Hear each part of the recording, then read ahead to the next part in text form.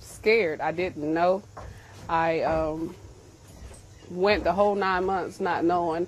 I went to the Rape Crisis Center here in Lancaster on a Monday of that same year of 98. Had him on that Saturday, which was May 9th of 1998. The only place that I went was to the hospital. Never went to any doctor's appointments or anything. I didn't know. The only thing that I remember was passing out at school and stuff like that. I didn't really get big or nothing, so I didn't know. I still, had my different changes as women have on a monthly basis. None of that never changed. You had no idea you were pregnant? No, ma'am. Until you passed out? No, until I delivered. When I went to the hospital on that Monday, they did a rape kit, and it showed that I was pregnant. Well, my father actually was the one that discovered that I was pregnant because he had did what he usually do to me, and the baby kicked. And whenever he kicked, he says, get up, hold your shirt up, and turn around. And then he said, lay down, you pregnant. So that Monday when my mother got out for work, he brung me. He had me sitting there, and they took me straight to Rape Crisis. From Rape Crisis, we went to the Springs Memorial Hospital, where they did the rape kit.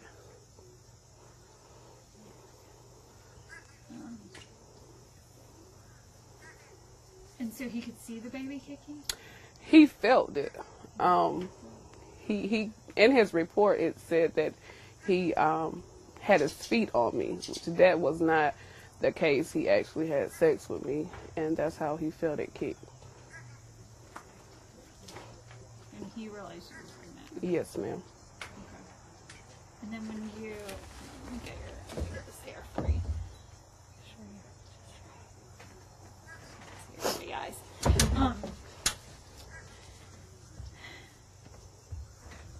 Being so young too, did you know what was going on was wrong? Did it seem normal? What did it seem like? No, ma'am.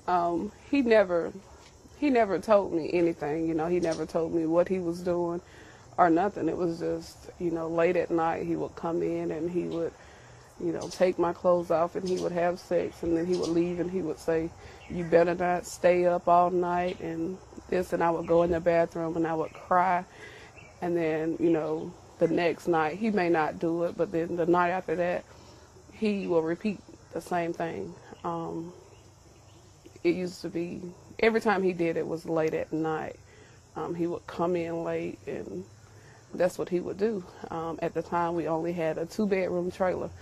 So I slept on the floor of that mobile home, and he would come in there on the floor where I was at, and he would have sex with me, and he would leave, and he would go back into the bedroom.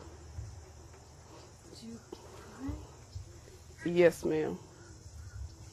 But he would just tell me, you better not stay in the bathroom all night. Those were the things that he said, but there was never any remorse for what he did to me, or he never said that he was sorry. He never told me why he was doing it or nothing. And now that you are an adult, 27 years old, and you look back, how do you see it now versus how you saw it then? I see the sickness now, and that's what I didn't see in the beginning. I really see what happened to me for what it is. It's a sickness, and I know that nobody with a healthy mind can take advantage of a child, not even your daughter, your own flesh and blood, just to lay down there and have sex with them and then impregnate them. That's big, and I know that it's got to be a sickness, and so that's where I look at it from. I think if he was healthy that he wouldn't have did this. I feel like he's sick and he needs help.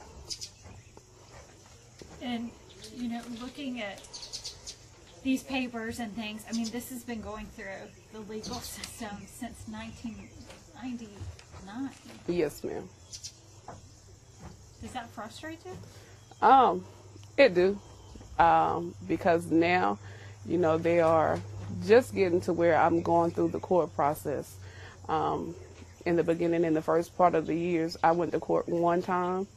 Nothing was done then. So this is my first time actually getting to be in the, going to court and being able to get closure. If I even get it this time, that's what frustrates me now, the anticipation on November the 5th. Will I actually get in the courtroom, and will I receive justice for me and my son? So, what would justice look like? More than probation, because that's what they was wanting to offer him. And at one time I thought that would be enough just to get this over and done, but I don't feel like that's enough for the crime that he committed, because this is something that I got to live with the rest of my life. And if he got probation, he will get to go on with his life. That's not setting a good example for the community, for Lancaster County itself, or for nobody else that's been molested or been raped before, because you're just giving them a pat on the hand and telling them it's okay to go out and do it again. So I think that they should give him whatever the judicial system allows for that type of crime. And was there ever a point along the way that you thought, I'm just going to drop this? Yes, ma'am. A few times. Mainly whenever I seen him, I wanted him to some kind of way change and be the father that I knew that he was not capable of being. I knew that I would never have that, but, in my mind, that's what I wanted. I wanted that father figure, because growing up, I had that.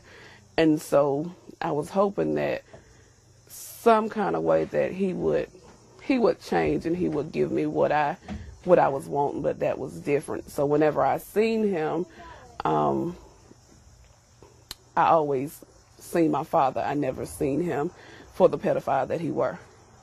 So I always seen him, that's still my daddy, and something on me. Yeah, you can get it off. That's fine. Blood. I felt so crawling.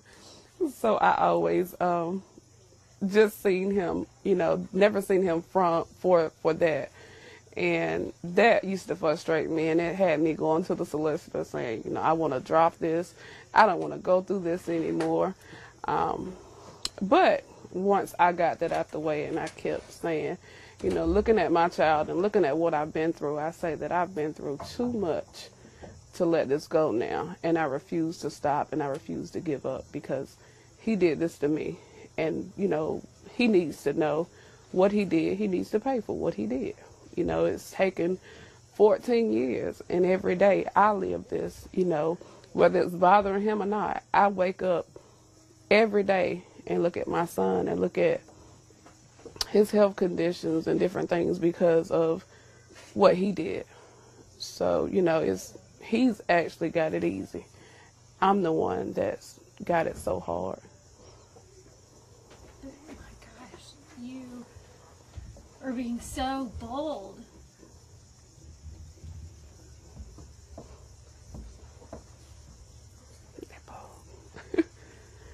Yeah. So it's been a process.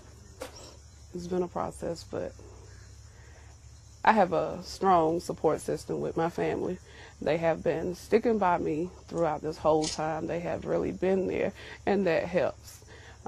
My grandmother is a praying grandmother, so I know that through it all, she has prayed me through, and with that, just gave me strength to go ahead. And, when I felt down, she would always tell me, you didn't do nothing wrong, and that helps a whole lot to know that, it's not your fault. And when somebody else tell you that, it gives you strength, and I think, that I found my inner strength just going through this, because at times when I felt I was the weakest, that was when I was my strongest.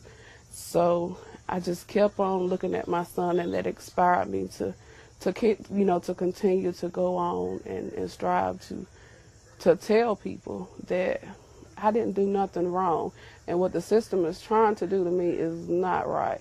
Making me wait 14 years for justice was not right. And I think that the people should know that your elected officials, this is what they do. They sit in office and they don't do anything. They let cases ride out for 14 years. And then they wonder why there are so many repeat offenders. Because you're not doing nothing. When you get them in court, you let them go. You're not doing what you should be doing. Tell me about your son. He's 14. He's considered to be legally blind. But after all, they told me at the age of 10 that he would be completely blind. But he's not. He has his challenges. He's very smart. He loves computers. So that's what he's working on in school. He's in the 9th grade now. He's a freshman. So this has not affected him the way that I thought it would. You had him. How old were you? I was 13. I was 12. And you've raised him. Yes, ma'am. Yes, ma'am. Were you guys close? Yeah, real close. Real close. Do you have certain words you say or certain things you do, like your own language kind of? No, it's just the hardest part for me is not knowing when to treat him like my son and when to treat him like my brother. That confuses me. Because you're only a few years apart. So that confuses me a lot. So I'm like, okay, so which one are you today? Are you my son or are you my brother? Because, he really is both. And so that kind of gets me. But he's been real. Oh, wow, I didn't think of that. You're right. Yes, ma'am. But how do you handle when it comes up? Who's your child's father? And people ask him who his father. How do you guys handle he knows. That? The awkward. Is it awkward telling people? Well, we don't tell people, that his grandfather is his father. We don't tell people that. He just may use a name, but my grandfather is my father as well as his father, and will always be, which is Hazel Stevens. That would always be his grandfather. So whether he know my father as his father or as his grandfather, it doesn't matter because he was never there. My grandfather was always there and will always be there for me and him. So we have that taken care of. So if he feels the need that he needs to say that his grandfather is Hazel Stevens, he has somebody that he can look up to and say, well, this is my father, and be proud of. He don't have to be ashamed to say that I'm here because my mother was raped and my grandfather is my father. I don't want him to have to ever worry about that and ever to have to explain that if he don't feel the need that he have to. What have been some of the biggest challenges you faced? Throughout the years, because I was so young, I never thought of challenges. Now, it's just getting through. Every month court comes in and wondering. I face depression. Being able to get through that was a challenge for me because at one time I didn't know if I was coming or going, and that was the hardest thing for me, just, getting up in the mornings and getting my day started. That was hard, to look at my brothers and to know that, me and your dad or me and my dad has got to go to court. That's hard for me. That's a challenge every day.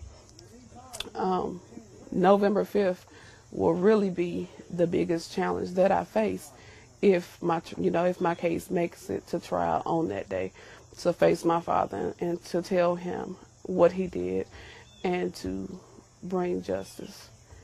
That will be my biggest challenge.